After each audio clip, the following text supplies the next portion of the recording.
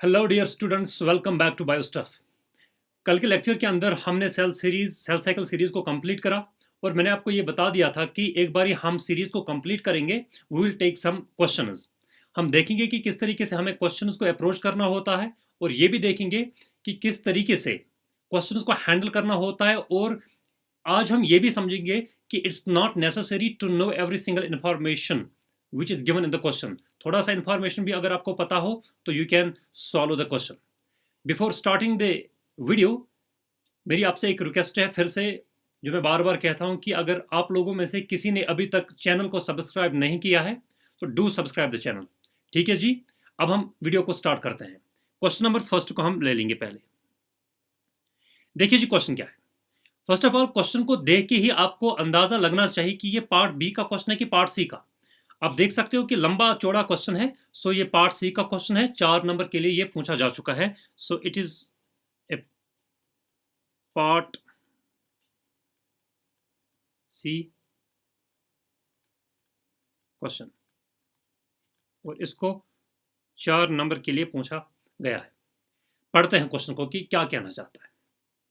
देखिए जी, maturation promoting factor MPF controls the initiation of mitosis in eukaryotic cells। ठीक है जी, MPF kinase activity requires cyclin B। Cyclin B is required for the chromosome condensation and breakdown of the nuclear envelope into the vesicles। ये मैंने आपको बताया था कि MPF जब activate होता है वो फिर पोलोलाइक काइनेस और अरोरा बी काइनेस के साथ मिलके बहुत सारे जो इवेंट्स है परफॉर्म करते हैं phosphorylating the different substances like nuclear membrane को फॉस्फोरिलेट किया जाता है, कोएसेंस कंडेंसेंस को, ये मैंने डिस्कस किया है। तो वही सारी चीज़ें यहाँ पे बताई जा रही है। उसके बाद क्या कहा जाता है कि cyclin B degradation is followed by the chromosome decondensation, nuclear envelope reformation and exit from mitosis. This requires ubiquitination of a cyclin destruction box motif in the cyclin। यहां तक जो इंफॉर्मेशन है, देखो मैं बार बार आपको कहता हूं कि CSIR का एक ट्रेंड है।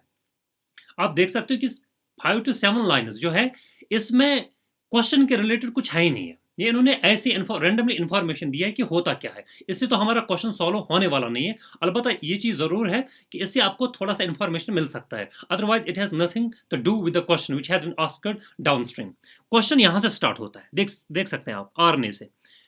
RNA treated xenopus egg extracts and sperm chromatin were mixed।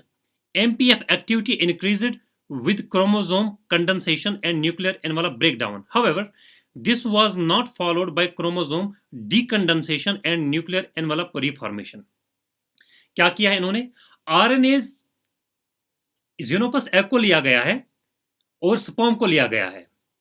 Egg और स्पर्म का जो क्रोमैटिन है उसको लिया गया है और उसको फिर आरएनए के साथ ट्रीट किया गया है। ठीक है जी, फिर क्या किया गया है कि एमपीएफ को मेजर किया गया और देखा गया है कि एमपीएफ की एक्टिविटी इंक्रीज हुई है। और जब एमपीएफ की एक्टिविटी इंक्रीज होती है, हमें पता है फिर क्रोमोसोम का कंडेंसेशन होता है, जैसे मैंने कल के लेक्चर में बताया आपको, और न्यूक्लियर एनवेलप का ब्रेक डाउन होता है प्रोफेज के अंदर। ये सारी चीजें प्रोफेज के अंदर होता है, ये देखा गया है। उसके बाद क्या है, However, this was not followed by chromosome decondensation and nuclear envelope reformation। एक बारी कंडेंसेशन हुआ, न्यूक्लियर एनवेलप का ब्रेकडाउन हुआ, जब फिर सेल प्रोफेज से मेटाफेज की ओर जाती है और फिर एनाफेज की ओर जाती है। फिर टीलोफेज के अंदर हमेशा, मैंने आपको कल बताया था कि टीलोफेज में वो चीजें होती है, यानी प्रोफेज के अंदर जो चीजें होती है टीलोफेज में वो रिवर्स होती है। प्रोफेज में अगर न्यूक्लियर एनवेलप का ब्रेकडाउन होता है, क्रोमोसोम कंडेंसेशन होता है, फिर टेलोफेज में न्यूक्लियर मेम्ब्रेन का रीअपियरेंस होगा और क्रोमोसोम का डीकंडेंसेशन होगा। पहली वाली चीज तो हो चुकी है, condensation and nuclear envelope breakdown, लेकिन टेलोफेज के अंदर यह देखा गया है कि डीकंडेंसेशन नहीं हो पा रहा है। ठीक है जी, न्यूक्लियर एनवेलप रीअपियर नहीं हो रहा है। इसका रीजन क्या हो सकता है? ऑप्शन देखते हैं पहले क्या क्या कहा गया है। इन्होंने कहा कि पहला ऑप्शन यह हो सकता है कि RNA's contamination persisted in the system। Second is cyclin B was missing from the system, and the third is ubiquitin ligase had been overexpressed, and the fourth is cyclin B lacking the cyclin destruction box had been overexpressed। ठीक है जी, ये question है, कैसे हम इसको handle करेंगे। सबसे पहले आप देखो ऑप्शन नंबर बी को। ऑप्शन नंबर बी में ये देखो आप, option number B, cyclin B was missing from the system. अरे भाई, क्वेश्चन के अंदर खुद यहां पे दिया गया है जहां पे मैं हाईलाइट कर रहा हूं कि cyclin B is required for chromosome condensation and break down of the nuclear envelope. और इसका मतलब है न्यूक्लियर मेम्ब्रेन का ब्रेकडाउन होता भी है और कंडेंसेशन भी हुआ है। इसका मतलब है साइक्लिन बी प्रेजेंट है मीडियम के अंदर, सेल के अंदर। ठीक है जी। पहला option, RNase contamination persisted in the system. RNase contamination persisted in the system. मुझे तो क्वेश्चन में किसी जगह ये नजर नहीं आ रहा है कि किसी जगह क्वेश्चन के अंदर ये दिया गया है कि आरएनएज के अंदर कंटेमिनेशन हुआ है, सिस्टम के अंदर कंटेमिनेशन है। किसी जगह आपको ये नजर नहीं आ रहा है। तो बिना ज्यादा दिमाग लगाए you have to exclude this answer. So पहला वाला ऑप्शन तो हो नहीं सकता। आप देख सकते हैं ये वाला ऑप्शन, ये हो नहीं सकता। दूसरा वाला ऑप्शन भी हो नहीं सकता।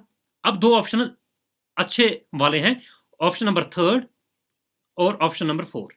ऑप्शन नंबर थर्ड में कहा गया है कि ubiquitin ligase had been over expressed. Ubiquitin ligase had been over expressed. देखिए जी, मैंने आपको बताया था कि यूबिक्विटिन लाइगेस, चलिए मैं दूसरे स्लाइड पे आपको दिखाता हूं। यहां पे इन्होंने कहा कि यूबिक्विटिन लाइगेस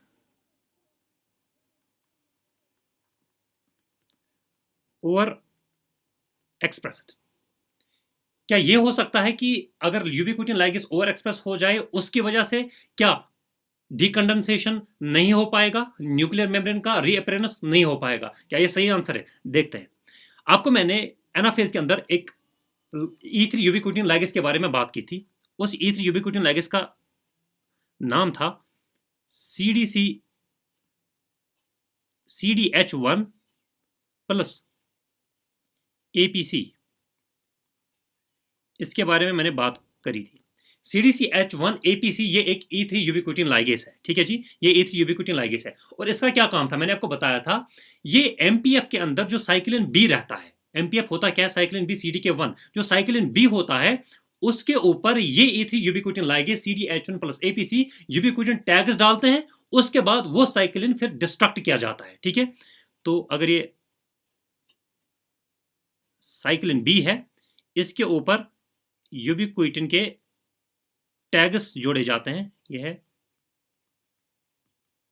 साइक्लिन बी और इसके साथ होता है CDK1। लेकिन साइक्लिन बी के ऊपर यूबिक्विटिनेशन की जाती है, उसके बाद ये डिग्रेड किया जाता है। जब इसकी डिग्रेडेशन होती है उसके बाद लेक्चर के अंदर देखें आपको लेक्चर्स देखना पहले बहुत जरूरी है। लेक्चर नंबर 4 के अंदर मैंने आपको बताया था कि जब साइक्लिन बी की डिग्रेडेशन होगी उसके बाद एक कॉन्स्टिट्यूटिव फॉस्फेटेस आएगा जो कि हर किसी सब्सटेंस के ऊपर फॉस्फेट ग्रुप रिमूव करेगा जो फॉस्फेटस MPF ने प्रोफेज के अंदर अटैच किए थे। और जब उन फॉस्फेट्स को रिमूव किया जाएगा by the phosphatase in the telophase, उससे क्या होगा कि प्रोफेज के अंदर जो चीजें हुई थी उसका रिवर्स हो जाएगा टीलोफेज के अंदर। जब उन फॉस्फेट्स को रिमूव किया जाएगा फिर न्यूक्लियर मेम्ब्रेन का रीअपेरेंस होगा। ठीक है जी, क्रोमोसोम का डीकंडेंसेशन होगा और जो सेल ऑर्गेनेल्स हैं वो भी रीअपेयर हो जाएंगे। ये कब होता है? जब CDH1 APC सबसे पहले साइक्लिन बी को डिग्रेड करते हैं, उसके बाद वो फॉस्फेटेज एक्टिव होता है और वो उन फॉस्फेट्स को रिमूव करता है जो प्रोफेज के अंदर जोड़े जाते हैं और then decondensation and reappearance of the nuclear membrane को देखा जाता है। इसका मतलब है अगर इस E3 यूबिक्विटिन लाइगोस को ओवर एक्सप्रेस किया जाता है, इसका मतलब है ज्यादा से ज्यादा डीकंडेंसेशन होगा, ज्यादा से ज्यादा न्यूक्लियर मेम्ब्रेन रीअपेरेंस हमें देखने को मिलेगा। लेकिन क्वेश्चन के अंदर बताया गया है कि न्यूक्लियर मेम्ब्रेन का रीअपेरेंस नहीं हो पा रहा है, क्रोमोसोम का डीकंडेंसेशन नहीं हो पा रहा है, तो ये आंसर तो हो नहीं सकता। क्योंकि अगर इस E3 यूबिक्विटिन लाइगेस की ओवर एक्सप्रेशन होती है देन ये डिग्रेड करेगा साइक्लिन बी को, फिर फॉस्फेटेज एक एक्टिव हो जाएगा, वो फॉस्फेट ग्रुप्स को रिमूव करेगा फ्रॉम डिफरेंट सब्सटेंसेस और उसके बाद क्रोमोसोम का डीकंडेंसेशन हो जाएगा और न्यूक्लियर मेम्ब्रेन का रीअपेरेंस होता है। तो इसकी ओवर एक्सप्रेशन नहीं होनी चाहिए थी। इसकी ओवर एक्सप्रेशन की वजह से ज्यादा सही ढंग से न्यूक्लियर मेम्ब्रेन का रीअपेरेंस एंड क्रोमोसोम का डीकंडेंसेशन हो जाएगा। तो ये भी आंसर नहीं हो सकता। हम आते हैं क्वेश्चन पे। क्वेश्चन के अंदर फिर ऑप्शन नंबर थर्ड भी आंसर नहीं हो सकता। Then option number 4, cyclin B lacking the cyclin destruction box had been overexpressed. cyclin B lacking the cyclin destruction box had been overexpressed. देखिए क्या इसका मतलब है। साइक्लिन बी जो है, इस मैंने अभी आपको बताया कि CDH1 APC E3 ubiquitin ligase ये यूबिक्विटिन ऐड करता है साइक्लिन बी के ऊपर, लेकिन यूबिक्विटिन हमेशा ऐड किए जाते हैं on the destruction box. Cyclin B के ऊपर यहां पे आप देख सकते हो, यहां पे मान लो यहां पे एक डिस्ट्रक्शन बॉक्स रहता है जिसके अंदर लाइसिन के रेजिड्यूज होते हैं, लाइसिन एमिनो एसिड्स रहते हैं इसके अंदर, डिस्ट्रक्शन बॉक्स के अंदर ये साइक्लिन बी के ऊपर रहता है। और ये CDH1 APC हमेशा यूबिक्विटिन इसी डिस्ट्रक्शन बॉक्स के ऊपर डालता है। लेकिन ऑप्शन के अंदर बताया गया है कि साइक्लिन बी के अंदर जो डिस्ट्रक्शन बॉक्स है वो लैक है, वो मिसिंग है। ऐसा साइक्लिन बी है जिसके अंदर डिस्ट्रक्शन बॉक्स एब्सेंट है।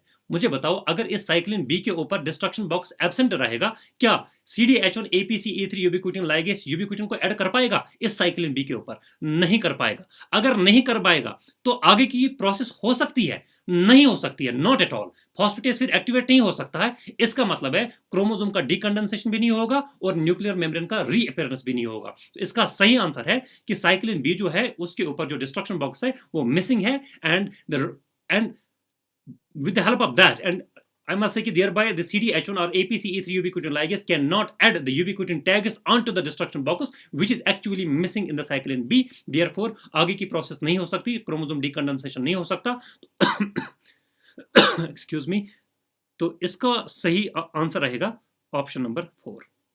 देख सकते हैं आप, cyclin B lacking the cyclin destruction box, cyclin destruction box है ही नहीं, तो फिर यूबिक्विटिन टैग्स ऐड नहीं किए जा सकते। तो ऑप्शन नंबर 4 इसका सही आंसर है। क्वेश्चन नंबर 2 देखिए जी, the table below lists cell cycle regulatory proteins and their known functions. क्या क्या दिया गया है? ये सबसे इजी क्वेश्चंस होते हैं। मैं आपको ये भी बता दूं साथ साथ कि जब भी आपको एग्जाम के अंदर कॉलम वाले क्वेश्चंस मिलते हैं, first of all target them. बहुत इजी होता है इनको सॉल्व करना, क्योंकि एक या दो ऑप्शन आपको पता होंगे तो you will solve the question. देखते हैं कि किस तरीके से हमें सॉल्व करना है। यहां पे कॉलम के अंदर दिया गया है, पहले CD के एक्टिवेटिंग काइनेस हमने डिस्कस किया है, V1 काइनेस ये भी डिस्कस किया है, P27 इसको भी डिस्कस किया है इंक 2 फैमिली के अंदर, और P21 इसको भी डिस्कस किया है। देखते हैं कि इनकी फंक्शन किसके साथ रिजेंबल होती है। CD के एक्टिवेटिंग काइनेस के बारे में मैंने आपसे बात की थी और मैंने बताया था CD के एक्टिवेटिंग काइनेस कौन होता है? Cyclin D CDK-H। ठीक है जी, सॉरी साइक्लिन H CDK7। मैं लिख लेता हूं इधर, साइक्लिन H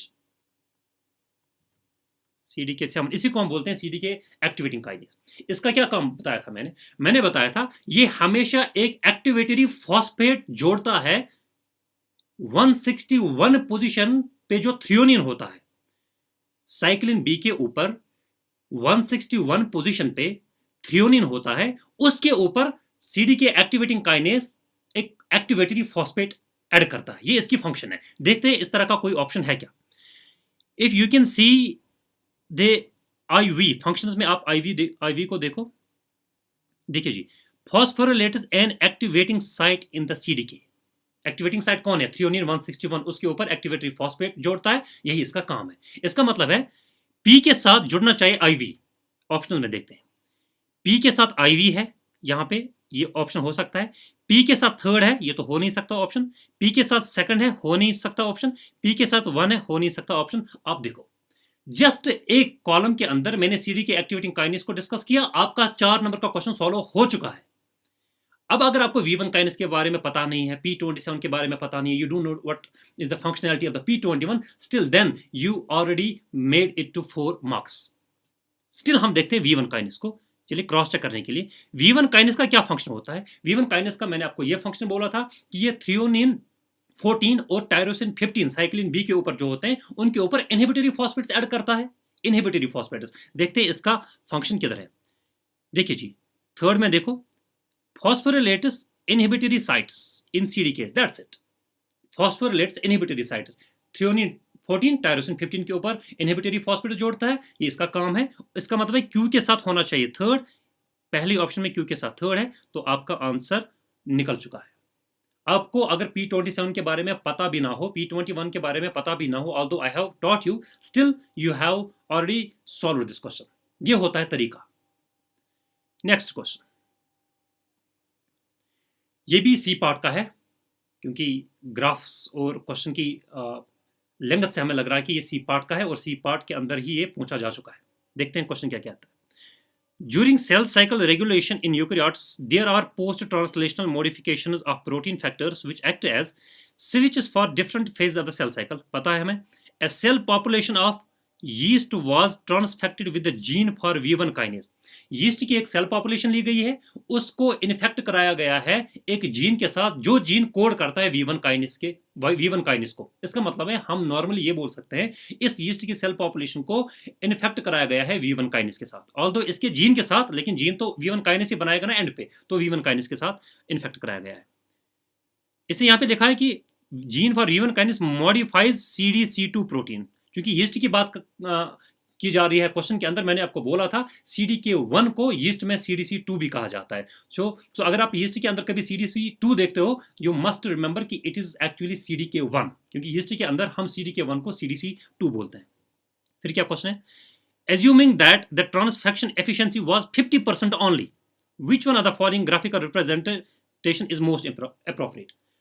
इन्फेक्शन कराया गया है यीस्ट की सेल पॉपुलेशन को V1 काइनेज के साथ, लेकिन इन्फेक्शन 50% ही हुआ है, 100% तो नहीं हुआ है। तो कैसे हम इस क्वेश्चन को सॉल्व कर सकते हैं? 4 ग्राफ्स आपके पास है। आपको पता है V1 काइनेज का काम क्या है। V1 काइनेज एक इनहिबिटरी काइनेज है, अभी मैंने बताया थ्रियोनिन 14 और टायरोसिन 15 के ऊपर इनहिबिटरी फॉस्फेट जोड़ता है और सेल को आगे की ओर मूव करने नहीं देता। ये V1 काइनेज का काम है। मुझे बताओ, अगर V1 काइनेज के साथ यीस्ट सेल की पॉपुलेशन को हम V1 काइनेज के साथ इन्फेक्ट कराएंगे, क्या वो सेल्स डिवाइड करेंगे? क्या वो सेल्स इंक्रीज इन नंबर हो जाएंगे? नो। क्यों? क्योंकि V1 काइनेज का काम ही होता है सेल साइकिल को रोकना, क्योंकि इनहिबिटरी काइनेज है। ये MPF को इनएक्टिवेट करा देता है, सेल फिर आगे की ओर नहीं जा पाती एम फेज के अंदर, फिर सेल तो डिवाइड ही नहीं करेगी। इसका मतलब है यीस्ट की जो सेल पॉपुलेशन है इसको हमने V1 काइनेज के साथ ट्रीट किया है, V1 काइनेज इनको इनहिबिट करेगा। इसका मतलब है यीस्ट की सेल पॉपुलेशन डिवाइड नहीं कर पाएगी, सेल का जो नंबर है वो इंक्रीज नहीं हो पाएगा। लेकिन क्वेश्चन के अंदर एक ट्विस्ट है, इसने बताया 50% इन्फेक्शन, 100 तो नहीं बताया। अगर 100 होता फिर एक सेल भी हमें नजर नहीं आती मीडियम के अंदर, क्योंकि वो फिर रोकता। लेकिन 50% इन्फेक्शन है। इसका मतलब है इन 4 ग्राफ्स में यहां पे आप देख सकते हो, जो नॉर्मल लाइन है थिन लाइन ये नॉर्मल को रिप्रेजेंट करती है, और जो बोल्ड लाइन है ब्लैक में ये ट्रांसफेक्टेड को रिप्रेजेंट कर रहा है। ट्रांसफेक्टेड में हमें ये देखना है 4 ग्राफ्स में से किस ग्राफ के अंदर 50% सेल्स हैं, यीस्ट सेल की पॉपुलेशन 50% ग्रो हुई है, क्योंकि 50% इन्फेक्शन हुआ है। 50% सेल्स नहीं ग्रो कर पाएंगी और 50% सेल्स ग्रो कर पाएंगी, वो डिवाइड कर पाएंगी, क्योंकि 50% इन्फेक्शन है। लेकिन ट्रांसफेक्टेड के अंदर देखना है, क्योंकि ट्रांसफेक्टेड के अंदर ही ये है कि यीस्ट को V1 काइनेज के साथ इन्फेक्ट कराया गया है। क्योंकि ट्रांसफेक्टेड ब्लैक में है, बोल्ड लाइन है, हम देखते हैं कि 50% किधर है। देखो जी, सबसे पहले हम ग्राफ नंबर C को देखते हैं। देखो C, यहां पे देखो आप, ये जो ट्रांसफेक्टेड लाइन है ये तो बिल्कुल नीचे है, ये देख सकते हो, ये बिल्कुल नीचे है। अगर आप इसको एक्स एक्सिस के साथ खींचोगे, स्ट्रेच करोगे, यहां देख सकते हैं आप, ये यहां पे कहीं जुड़ जाएगा। यहां पे जो सेल्स है, यहां पे तो 10-20% सेल्स है, बहुत कम सेल्स है। तो 50% सेल्स तो है नहीं, ये तो नहीं हो सकता, ये ऑप्शन तो हो नहीं सकता। ग्राफ 4 को देखते हैं ट्रांसफेक्टेड लाइन में। ट्रांसफेक्टेड लाइन में आपको देखना है कि 50% सेल्स होनी चाहिए, क्योंकि 50% नॉर्मल है, 50% में इन्फेक्शन हुआ है। यहाँ पे देखो, यहाँ तो ग्राफ कुछ अजीब सा है, पहले कम है, फिर ग्राफ बढ़ रहा है, फिर नीचे हो रहा है, लेकिन एट द एंड देखो जहाँ पे ग्राफ एंड हो रहा है वहाँ से आप लाइन खींचो वाई एक्सिस की ओर। यहाँ से आप, मैं स्ट्रेट लाइन डालता हूँ थोड़ा, ये इसका मतलब है यहाँ पे बात की जा रही है। यहाँ पे कितने सेल्स होंगे? 10% तक, क्योंकि 50 तो इधर होगा ना कहीं पे, 50 तो इधर होगा कहीं पे, लेकिन हमें यहाँ पे जो है ट्रांसफेक्टेड लाइन ये मैच कर रही है वाई एक्सिस पे। इसका मतलब है ये भी आंसर नहीं हो सकता। ठीक है जी। 4th सेकंड में देखो इस ऑप्शन को, यहाँ पे ट्रांसफेक्शन के अंदर ज्यादा सेल्स दिखाई दे रही है और नॉर्मल के अंदर कम सेल्स दिखाई दे रही है। क्या ये कभी पॉसिबल है कि नॉर्मली सेल्स कम ग्रो कर रही है, लेकिन V1 काइनेज के साथ जब इन्फेक्शन कराया वहां पे ज्यादा सेल्स ग्रो कर रही है? ऐसा तो बिल्कुल भी पॉसिबल नहीं है। आप देख सकते हो कि ये जो नॉर्मल लाइन है ट्रांसफेक्टेड लाइन, यहाँ पे ज्यादा सेल्स हैं, और जो नॉर्मल लाइन है यहाँ पे कम सेल्स हैं। ऐसा तो हो नहीं सकता, क्योंकि ट्रांसफेक्शन के अंदर हमेशा सेल्स कम होनी चाहिए, ये तो उल्टा दिया गया है। फिर बचता है ग्राफ नंबर 1, ये तो सही है। जो नॉर्मल लाइन है, देखो ये नॉर्मल लाइन है, यहाँ पे सेल्स 100% मैक्सिमम ग्रो कर रही है नॉर्मल लाइन पे, और ट्रांसफेक्टेड लाइन पे 50% सेल्स ग्रो कर रही है, देख सकते हैं आप, stretch it to the Y axis, यहाँ पे 50%। इसका मतलब है आपको ग्राफ 1 जो है ये सही आंसर है, ये आपको मिला। और क्वेश्चन के अंदर बस ये देखना था कि V1 काइनेस ने जब यीस्ट सेल्स के V1 काइनेस को जब यीस्ट की सेल पॉपुलेशन के साथ ट्रीट कराया गया और वहां पे 50% ट्रांसफेक्शन थी, इसका मतलब है कि 50% सेल्स को, यीस्ट सेल पॉपुलेशन को रोका होगा V1 काइनेस ने, और 50% सेल्स ऐसी होंगी जिन्होंने नॉर्मली डिवाइड किया होगा। तभी हमें ट्रांसफेक्टेड लाइन के अंदर ये देखना था कि किस ग्राफ के अंदर ट्रांसफेक्टेड लाइन के अंदर 50% सेल्स की ग्रोथ दिखाई दे रही है, वो ऑप्शन नंबर फर्स्ट में है, और ये है आपका सही आंसर। ठीक है जी, कितना आसान है अप्रोच करना। ऑल्दो क्वेश्चन ग्राफ्स को जब हम देखते हैं तो डर लगता है, लेकिन एक बारी हम जब समझने की कोशिश करते हैं बहुत इजी होते हैं questions. Next question, question number जो है, this is the next question.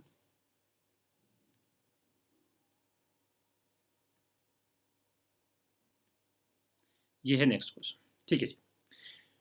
Mitotic cyclin CDK, mitotic cyclin CDK activity peaks in M phase, this is because, हमें पता है कि एम फेज के अंदर माइटोटिक साइक्लिन सीडीके यानी साइक्लिन बी सीडीके 1, ये किसकी बात कर रहा है, साइक्लिन बी सीडीके 1, साइक्लिन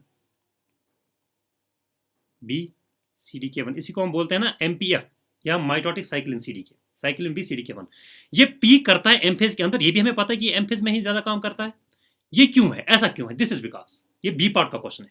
पहला option, because mitotic cyclin is synthesized only in M phase.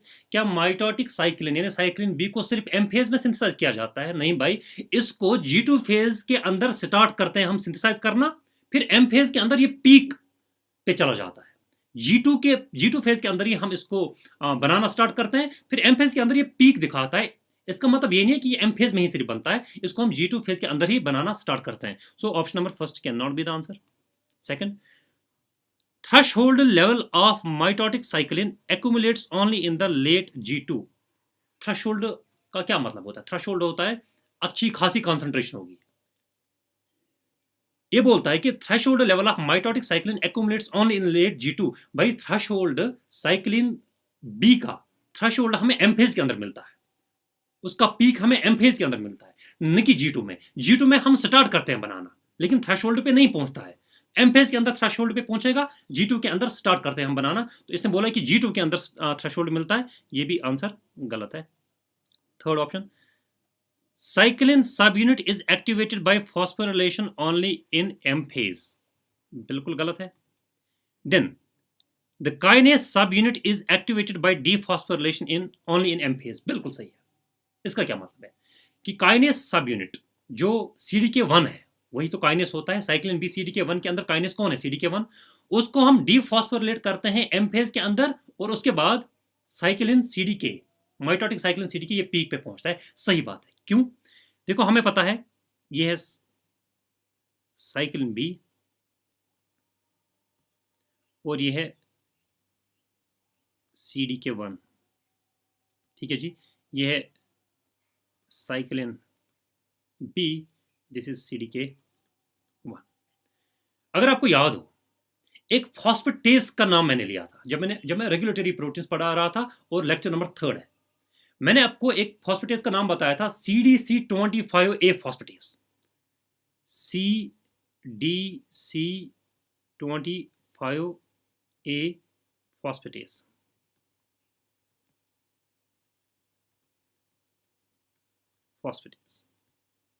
इसका क्या काम था? CDC25A फॉस्फेटेस का काम यह होता था कि जो inhibitory phosphatase V1 kinase add करता है on threonine 14 and tyrosine 15, V1 kinase, उन्हीं इनहिबिटरी फॉस्फेट्स को रिमूव करने का काम होता है CDC25A फॉस्फेटेस का।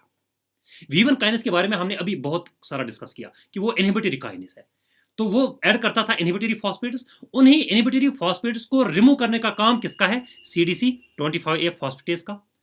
अब अगर CDC25A फॉस्फेटेस इनहिबिटरी फॉस्फेट्स को रिमूव करेगा, क्या ये MPF ये जो MPF है, क्या ये फिर एक्टिव होगा कि इनएक्टिव? MPF बिल्कुल एक्टिव हो जाएगा। एक्टिव जब होगा तो एम फेज के अंदर पीक दिखाएगा, क्योंकि जब एक्टिव होगा तभी तो पीक दिखा सकता है कोई प्रोटीनेशियस कॉम्प्लेक्स। तो इसका सही आंसर है कि काइनेज सब यूनिट जो है, यानी कौन सा काइनेज? CDK1, ये वाला। It is activated by dephosphorylation. किस तरह की डीफॉस्फोरिलेशन? थ्रियोनिन 14 और टायरोसिन 15 के ऊपर जो V1 काइनेज ने इनहिबिटरी फॉस्फेट जोड़े थे, उन्हीं को डीफॉस्फोरिलेट किया जाता है with the help of an enzyme CDC25A phosphatase, और इसकी वजह से फिर ये कॉम्प्लेक्स जो है MPF, ये पीक दिखाता है in the M phase. So option number D is the correct answer. ये करेक्ट आंसर है। ठीक है जी। नेक्स्ट क्वेश्चन, पहले हम इस क्वेश्चन को लेंगे and then last we will take that question. यहां पे आप देख सकते हो, in eukaryotic cells replication initiation forms a replication origin from a replication origin occurs only per cell. Cycle in and S phase, CDK play a vital role in the regulation of DNA replication in budding yeast. Yeast की बात हो रही है। A protein complex known as origin recognition complex is associated with the DNA replication origin during G1. सही है। However, origins fire only once at the beginning of S phase. DNA replication does not start in G1 because, एक point मैंने आपको board पे लिखाया था कि helicase जो कि यूकैरियोट्स के अंदर MCM होता है। ये मैं क्वेश्चन को डिस्कस करने से पहले मैं एक इंफॉर्मेटिव पॉइंट आपको बता देना चाहूंगा कि MCM हेलिकेस होता है यूकैरियोट्स के अंदर। उसी को हम बोलते हैं MCM 2 to 7, जो कि हेलिकेस का काम करता है यूकैरियोट्स के अंदर। मैंने बताया था उस MCM की लोडिंग होती है G1 फेज के अंदर और एक्टिवेशन होता है S फेज के अंदर, क्योंकि हेलिकेस का काम किधर होता है? रेप्लिकेशन के अंदर। रेप्लिकेशन किस फेज में होती है? S फेज के अंदर। क्या G1 फेज के अंदर रेप्लिकेशन होगी? नहीं। G1 फेज में हम करेंगे क्या? हम रेप्लिकेशन मशीनरी को लोड करेंगे और S फेज के अंदर एक्टिवेट करेंगे, वो अपना काम करेंगे। इसका मतलब है MCM 2 to 7, जिसको हम हेलिकेस के नाम से जानते हैं, उसको हम लोड करते हैं G1 फेज के अंदर, लेकिन एक्टिवेट करते हैं S फेज के अंदर। ये आप दिमाग में रखिएगा और क्वेश्चन को देखते हैं। देखिए जी, MCM helicase are active in G1। क्या G1 के अंदर हेलिकेस एक्टिव होगा? हेलिकेस तो तभी एक्टिव होगा ना जब उसको रेप्लिकेशन परफॉर्म करनी होगी। G1 के अंदर थोड़ी रेप्लिकेशन होती है, वो तो S फेज के अंदर रेप्लिकेशन होती है। अगर इस स्टेटमेंट में होता है कि MCM helicase are active in S phase, मैं सही मानता। इसने बोला कि G1 फेज के अंदर एक्टिव होता है, ये गलत है। G1 फेज के अंदर तो एक्टिव होगा नहीं, उस वक्त लोड होगा, लेकिन एक्टिवेट S फेज के अंदर होगा। सो ए गलत आंसर है। हमें ढूंढना क्या है? All correct answers. देखिए जी, इसका मतलब है जिस ऑप्शन में ए है वो इनकरेक्ट होगा। इसमें ए है, देख सकते हैं, ये ऑप्शन नहीं हो सकता। इसमें ए है, ये ऑप्शन नहीं हो सकता। नहीं, I am sorry for this, मैंने मिस इंटरप्रेट करा। इसने लिखा है MCM helicase are inactive in G1। ये सही है, क्योंकि मुझे लगा था कि ये स्टेटमेंट कह रहा है कि MCM helicase are active in G1। ये सही है, क्योंकि MCM हेलिकेज मैं अभी बता रहा था आपको कि G1 के अंदर इनएक्टिव होगा और S फेज के अंदर एक्टिव होगा। I am sorry for this, I misinterpreted this statement. इसने लिखा है कि MCM helicase are inactive in G1। बिल्कुल इनएक्टिव होता है, बिल्कुल इनएक्टिव होता है। सो ये सही आंसर है। सो जिसमें ए होगा, आई विल इरेज दिस।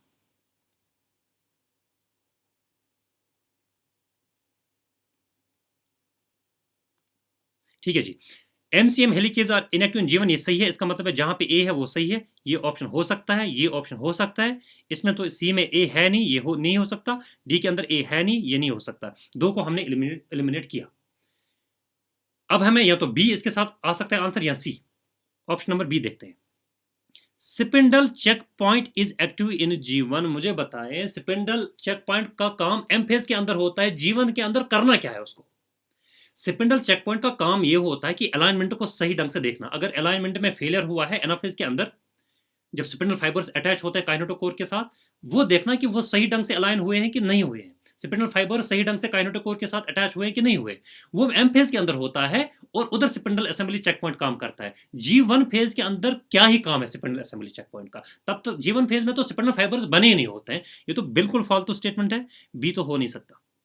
ए हो सकता है, बी नहीं हो सकता। आप देख सकते हो पहले ऑप्शन में ए है, लेकिन इसके साथ बी को रखा गया। बी तो हो नहीं सकता, ये तो आंसर होगा नहीं। सी एंड डी को हमने ऑलरेडी एलिमिनेट किया है, बचा option B. This is called the elimination method. मैंने टोटल 2 ही स्टेटमेंट्स पढ़े और आपका क्वेश्चन सॉल्व हो चुका है। ठीक है जी। तब भी सी को हम पढ़ते हैं, क्यों ये गलत है। DNA polymerase is not recruited in G1। ठीक है जी, DNA polymerase is not recruited in G1। DNA polymerase को हम कब रिक्रूट करते हैं? एस फेज के अंदर, क्योंकि एस फेज के अंदर क्या करनी होती है? रेप्लिकेशन। कौन करेगा? DNA polymerase. किस फेज में एक्टिव होना चाहिए? एस फेज के अंदर। इसने बोला है DNA polymerase is not recruited in G1, ये सही है। G1 के अंदर क्यों रिक्रूट करेंगे हम? हमें तो एस फेज के अंदर इसको रिक्रूट करना है। So A and C are the correct options. ठीक है जी, next question.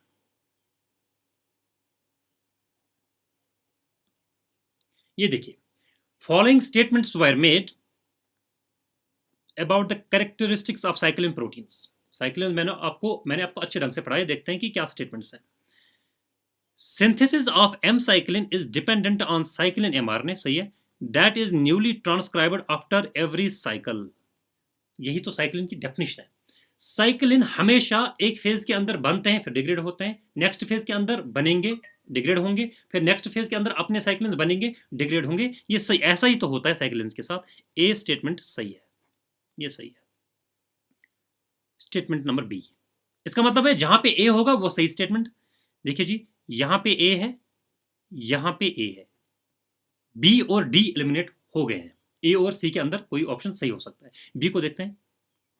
Destruction of M cyclin towards the end of mitosis is driven by ubiquitin independent. क्या इंडिपेंडेंट होता है? Ubiquitin independent. मैं ये थक गया बोलते बोलते कि हम यूबिक्विटिन को ऐड करते हैं तब जाके हम डिस्ट्रॉय करते हैं एम साइक्लिन को। यहां पे तो इसने लिखा है कि यूबिक्विटिन इंडिपेंडेंट, यानी यूबिक्विटिन को हम ऐड नहीं करते हैं, लेकिन यूबिक्विटिन को हम ऐड करते हैं डिस्ट्रक्शन बॉक्स के ऊपर, जो मैंने इनिशियली भी डिस्कस किया। तो ये तो हो नहीं सकता। इसने बोला इंडिपेंडेंट, ये तो बिल्कुल गलत स्टेटमेंट है। देखिए जी, ये जो है ये स्टेटमेंट ये बिल्कुल गलत है। अगर बी आंसर नहीं है, आप देख सकते हो पहले ऑप्शन के अंदर बी है, ये नहीं हो सकता। इसके अंदर बी है, ये भी नहीं हो सकता। लास्ट ऑप्शन के अंदर बी है, ये नहीं हो सकता। ऑप्शन बचा ECD। How easy it is to eliminate, to solve the question with the help of elimination method. B हो नहीं सकता। अगर आपको सिर्फ बी स्टेटमेंट पता होता कि हम यूबिक्विटिन को इस्तेमाल करते हैं, इसने लिखा है कि यूबिक्विटिन इंडिपेंडेंट है, लेकिन यूबिक्विटिन डिपेंडेंट होता। अगर आपको सिर्फ बी स्टेटमेंट पता होता कि ये 100% गलत है, तो बी जिसके अंदर जिस ऑप्शन के अंदर होगा वो तो गलत होगा। आप देख सकते हो पहले ऑप्शन के अंदर भी बी है, सेकंड ऑप्शन के अंदर भी बी है, और फोर्थ ऑप्शन के अंदर भी बी है। तीन तो खुद ब खुद एलिमिनेट हुए, बचा कौन? C option. सो ये वाला ऑप्शन सही है। This is the right answer. Next question. During eukaryotic cell division, metaphase to anaphase transition is regulated by the degradation of। जब हम मेटाफेज से एनाफेज की ओर जाते हैं, मैंने आपको बताया था जब भी हम एक फेज से दूसरे फेज की ओर जाते हैं हमें साइक्लिन को डिग्रेड करना पड़ता है, ताकि नेक्स्ट फेज में अपना साइक्लिन बने, अपना CDK बने। फिर जब और नेक्स्ट फेज के अंदर चला जाएगा सेल, तो उस फेज के अंदर साइक्लिन है उनको डिग्रेड करना पड़ेगा, और नेक्स्ट फेज के अंदर साइक्लिन बनाने पड़ेंगे। तो मेटाफेज टू एनाफेज ट्रांजिशन के अंदर ये जो मेटाफेज से एनाफेज ट्रांजिशन होता है उसको रेगुलेट किया है by the degradation of cyclin B1। देखिए जी, मेटाफेज टू एनाफेज के अगर आपको मेटाफेज से एनाफेज में जाना है तो साइक्लिन B1 को ही डिग्रेड करना पड़ेगा। अभी मैंने बताया CDH1 प्लस APC, यही साइक्लिन B1 के ऊपर डिस्ट्रक्शन बॉक्स के ऊपर यूबिक्विटिन टैग्स लगाएंगे और इसको डिस्ट्रॉय करेंगे। ये मैंने इनिशियली इसी वीडियो के अंदर बताया था। CDK1, क्या कभी हम CDKs को डिस्ट्रक्ट करते हैं? नहीं, हम इनएक्टिवेट करा सकते हैं, डिग्रेड तो नहीं करते हैं CDK1 को। तो बी तो हो नहीं सकता ऑप्शन। अरोरा काइनेस और पोलोलाइकाइनेस, ये मैंने आपको MPF के अंदर बताया था कि MPF के साथ मिलकर काम करते हैं और डिफरेंट प्रोसेसेस परफॉर्म करते हैं। लेकिन मेटाफेज टू एनाफेज ट्रांजिशन में you have to degrade the cyclin B, which is the component of MPF, cyclin B CDK1। So the right answer is A option. अब हमारे पास बचा क्वेश्चन एक जो मैंने स्किप किया था, क्योंकि जरा सा लंबा क्वेश्चन है, 2-4 मिनट लगेंगे और we will conclude the video. वो क्वेश्चन किधर है?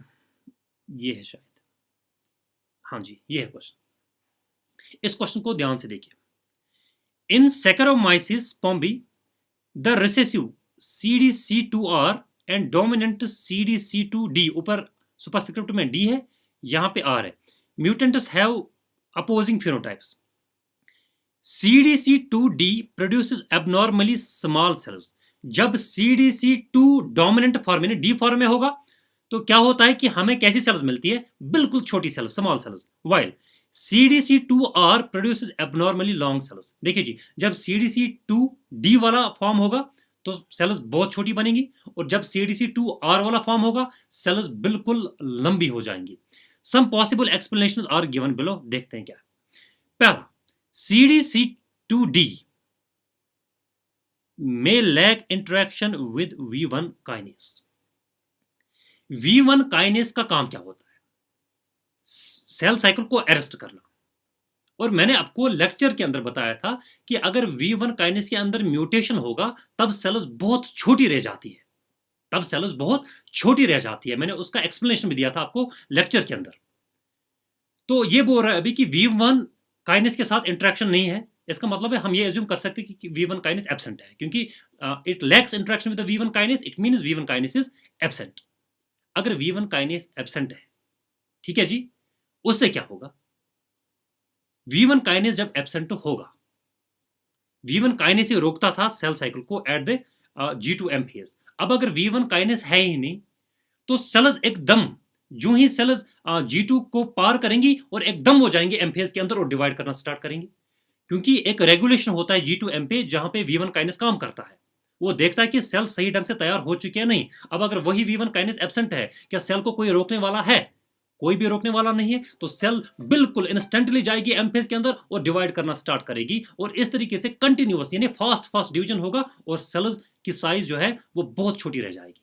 तो ये स्टेटमेंट सही है, क्योंकि V1 काइनेस के साथ इंटरेक्शन नहीं है, तभी तो कोई रोकने वाला है नहीं। सेल को मूव करेगी एम फेज के अंदर और फास्टली डिवाइड करेगी। जब फास्ट डिवाइड करेगी सेल्स का साइज छोटा रह जाएगा। तो क्योंकि हमें यहां पे पता है क्वेश्चन से CDC2D produces abnormally small cells, बिल्कुल स्मॉल सेल्स बनेंगी, ये सही है। ए जिस जिस ऑप्शन के अंदर है वो सही होगा। इसमें ए है, ऑप्शन आंसर हो सकता है। इसमें ए है, आंसर हो सकता है। ये तो एलिमिनेट हुआ, ये आंसर हो सकता है। हम पहले स्टेटमेंट सी को देखते हैं। इस स्टेटमेंट को, इसमें क्या कहा, इसमें क्या बताया गया है कि CD2D may not interact with CDC25 phosphatase। इसका मतलब है कि अगर CDC25 phosphatase अब एब्सेंट है तो क्या होना चाहिए नॉर्मली सेल के अंदर? याद रखें, CDC25 phosphatase का काम होता है इनहिबिटरी फॉस्फेट्स को रिमूव करना। जब इनहिबिटरी फॉस्फेट्स को रिमूव किया जाएगा सेल जाती है टुवर्ड्स एम फेज और नॉर्मली डिवाइड करती है। अब इसने बोला है कि इंटरेक्शन नहीं हो रही है CDC25 फॉस्फेटेज के साथ। हम एज्यूम कर सकते हैं कि CDC25 फॉस्फेटेज एब्सेंट है। मान लो CDC25 फॉस्फेटेज एब्सेंट है, क्या इनहिबिटरी फॉस्फेट्स को कोई रिमूव कर पाएगा? नहीं कर पाएगा। इसका मतलब है क्या MPF कभी एक्टिव हो सकता है? नहीं हो सकता है। इट मींस क्या सेल कभी एम फेज की ओर जा सकती है? नहीं जा सकती है, क्योंकि MPF ही इनएक्टिव है। क्योंकि MPF ही सेल को आगे की ओर ले जाती है टुवर्ड्स एम फेज। अब MPF इनएक्टिव है, क्यों इनएक्टिव है? क्योंकि उसके ऊपर जो इनहिबिटरी फॉस्फेट्स है उसको रिमूव करता था नॉर्मली CDC25 फॉस्फेटेज। अब वही प्रेजेंट नहीं है तो उन इनहिबिटरी फॉस्फेट्स को हम रिमूव नहीं कर पाएंगे। तो सेल्स इस कंडीशन में इलोंगेटेड फॉर्म में रहनी चाहिए थी, क्योंकि G2M फेज में सेल्स रुक जाएंगी, आगे की ओर मूव नहीं कर पाएंगी, तो सेल्स की ग्रोथ हो जाएगी और इलोंगेट होनी चाहिए थी। लेकिन इसने बोला है CDC2D may not interact with CDC25। ऊपर क्वेश्चन में दिया है जब भी CDC2D होगा वो एबनॉर्मली स्मॉल सेल्स प्रोड्यूस करेगा, लेकिन सी ऑप्शन के अंदर सेल्स होने चाहिए थे इलोंगेटेड। क्या होने चाहिए थे? इलोंगेटेड। लेकिन CDC2D जब प्रेजेंट होता है तो क्वेश्चन के अकॉर्डिंग स्मॉल सेल्स होने चाहिए। ये तो आंसर हो नहीं सकता। इसका मतलब है ए होना चाहिए, सी नहीं होना चाहिए। ये नहीं होना चाहिए, ए होना चाहिए, सी नहीं होना चाहिए। देखिए जी, सी किस किस के अंदर है? इस ऑप्शन के अंदर सी है, ये ऑलरेडी मैंने एलिमिनेट किया था। बी ऑप्शन के अंदर सी है, एलिमिनेट करो इसको। डी ऑप्शन के अंदर सी है, एलिमिनेट करो इसको। ऑप्शन बचा A and B. This is called the elimination method. You do not need to know every single statement. You do not need to know every single information about the question.